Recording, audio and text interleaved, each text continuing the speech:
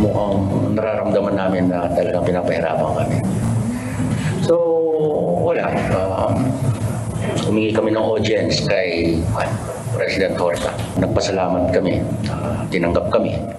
Mga kabayan, umamin sa media itong pamunuan ng NBI na si Director Medardo de Lemos na napahiya at nabigo silang maiuwi sa bansa itong si dating congressman na si Arnulfo Teves Jr. matapos maaresto sa Timor-Leste.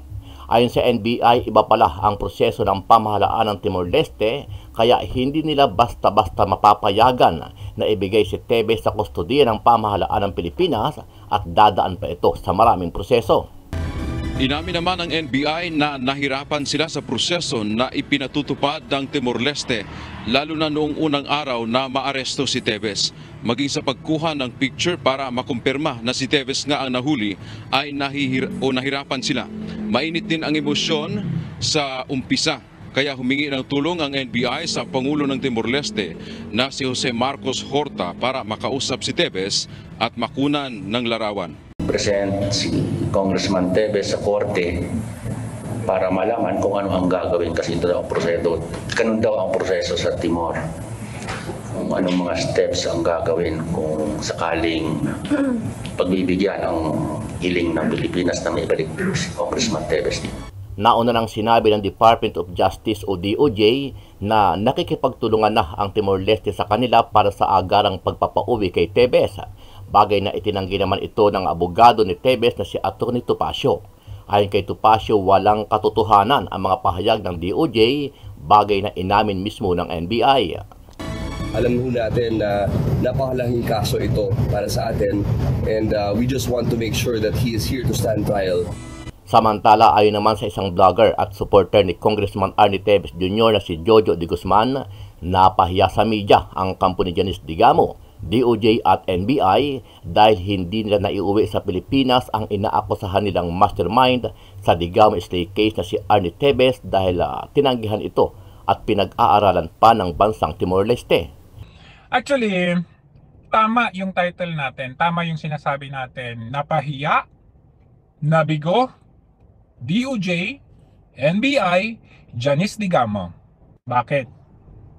Kasi, unang-una, yung naaresto si Teves ng Timor-Leste, ito ay ayon doon sa responsibilidad na gawin nila ito because of that Interpol. Okay? Ano ang masasabi mo dito, kabayan? Ano nga ba ang dahilan at bakit nabigo ang Pilipinas na maiuwi itong si Congressman Arnie Teves Jr.? Sama-sama nating panuorin ang buong video at pakicomment nyo po ang inyong mga reaksyon at sariling opinyon. Pero bago yan, muli po ako nag-iimbita sa mga hindi pa po nakasubscribe sa ating channel na Kabayan News PH, pakipindot po ang subscribe button at pakiclick na rin ang notification bell para lagi kayong updated sa mga bagong upload natin na legit at napapanahong balita. Maraming pong salamat.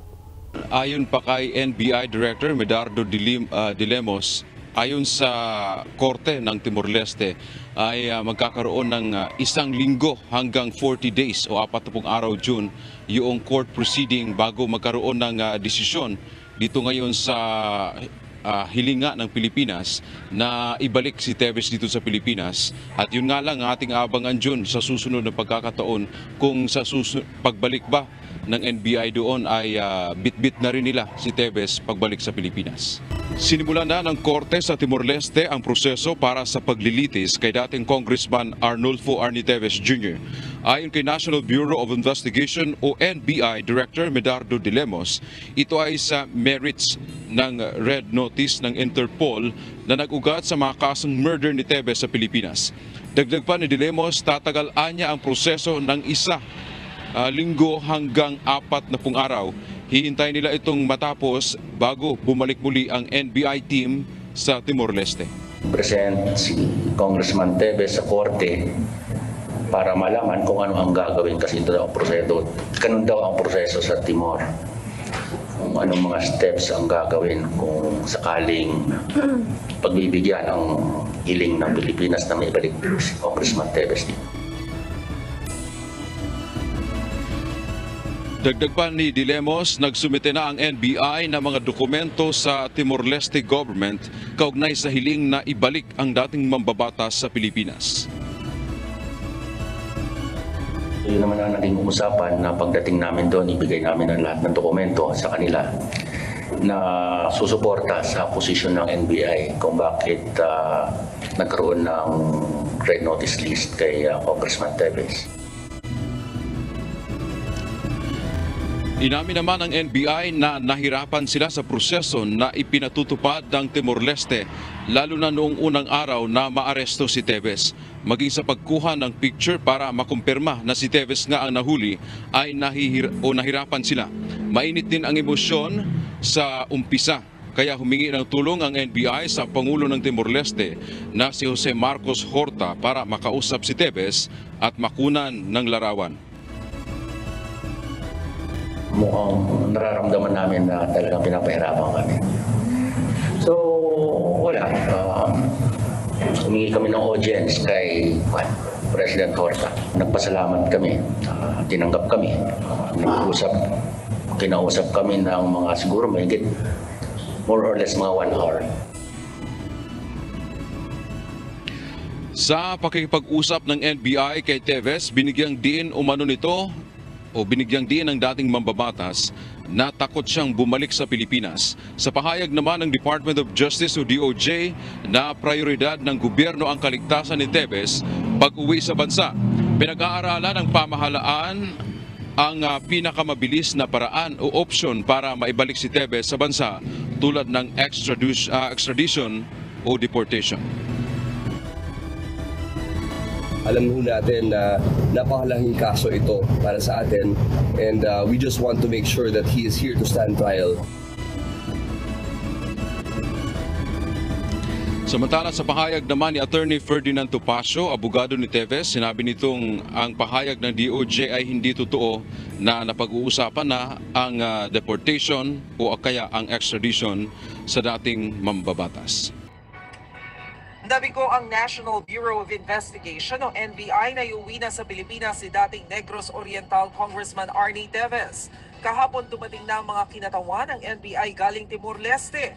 Ayon kay NBI Director Medardo Dilemos, pinag-aaralan pa kasi ng Timor-Leste ang kanilang request na ilipat na sa kustodiya ng Pilipinas si Teves. Tiniyak naman ni Dilemos na nasa mabuting kondisyon ang dating congressman.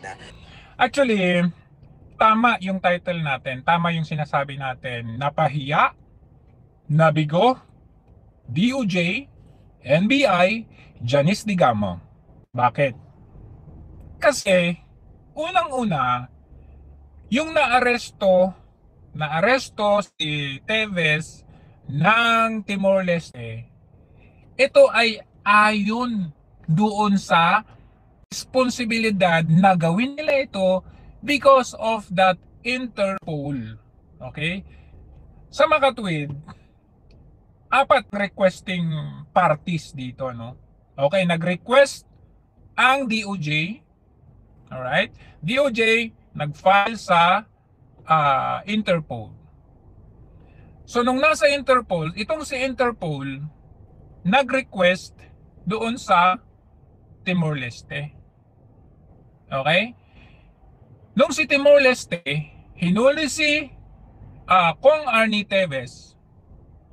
Ang sabi naman ni Kong Teves, nagre-request din sila. So 4 yung nagre-request. Okay, ulitin ko. Nag-request si DOJ na ilagay sa Interpol watch itong si Kong Teves. Si Interpol, nag-request si Interpol kay Timor-Leste. Sana clear yung ating boses, na hulihin si Kong Teves. Nung hinuli si Kong Teves, in the middle of golfing, nahuli si Kong Teves, okay, nagampanan yung trabaho nila. Si Kong Teves naman, nagre-request. Anong request ni Kong Teves? Alright? Ang request ni Kong Teves ay huwag siyang payagang mapauwi sa Pilipinas kasi delikado ang kanyang buhay. Ngayon, anong sabi ni Timor-Leste? Sabi ni Timor-Leste, nagre-request si Timor-Leste kay Kong Teves na patunayan mo na endanger ang buhay mo. Alright? Ngayon, si Timor-Leste nagre-request din kay Pilipinas, kay DOJ, NBI, na ng more documents. Kumbaga, due process, proper procedure. More documents na kung bakit nila siya ibibigay yung anong tawag nito? Custody. Yeah. Bakit nila ibibigay under custody ng NBI, DOJ, si Kong Teves. So, ang na, okay? Ano pala to? Interpol pala to. Ayan, tanggalin natin.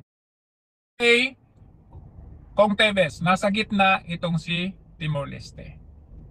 Ang sabi ni Timor-Leste, give me more documents para maibigay ko sa inyo si Teves. Ang sabi naman kasi ni si Teves, nagre-request kay Timor, huwag niyo akong ibigay kasi mapanganib ang buhay ko. So ang sabi ni Timor, patunayan mo na mapanganib ang buhay mo. So naglalaban ang dalawa. Okay, ngayon ang abangan natin kung sino dito, parang Spider-Man na, kung sino dito ang magwawagi. But ang unang nagwagi ay si Kong Teves. Bakit? Nabigong isamang pauwi ng NBI ni Director De Lemos si Kong Teves. So 1-0 na tayo doon. Di ba? Kasi anong sabi ni Janice Digamo?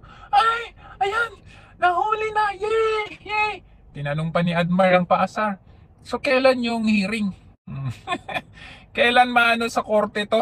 Sabi, hindi niya masagot. Oh, kasi pinoproseso pa yung kanyang pagpapauwi. Eh nandun kahapon ang NBI, umuwi silang luhaan kasi hindi nga naisama. Kasi nga ang Timor-Leste, ginagawa lang niya ang kanyang trabaho. Walang kinakampihan ang Timor-Leste. Taliwas doon sa pinagsasabi ng DOJ, ni Janice Digamo, na nakikipag-ugnayan daw yung Timor-Leste. Hindi po. Ang Timor-Leste, ginagawa lang nila yung kanilang trabaho kasi ayaw din nilang mapulaan. Alam mo, ito po ay labag sa human rights. No?